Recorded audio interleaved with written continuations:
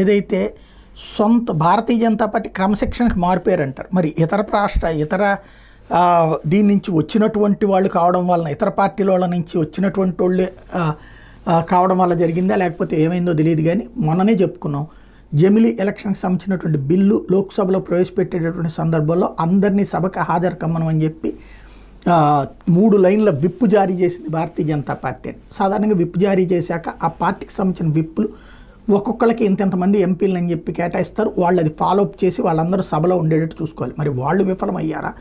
Party చెప్పినా పట్టించుకొని స్థాయిలో ఉన్నారా? టోటల్గా 20 మంది భారతీయ జనతా పార్టీ ఎంపీలు సభకి రాలేదు నిన్న.